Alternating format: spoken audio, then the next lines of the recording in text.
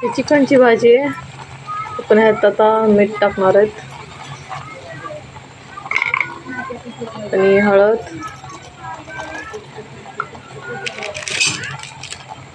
थोडा घरकुल टाकणार आहेत, थोडं टाकणार आहेत, थोडा सुहाणा टाकायचा.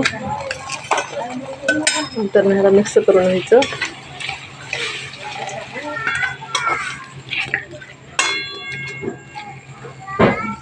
दहा मिनिटानंतर ह्याला थोडं तेल टाकणार आहेत आपण.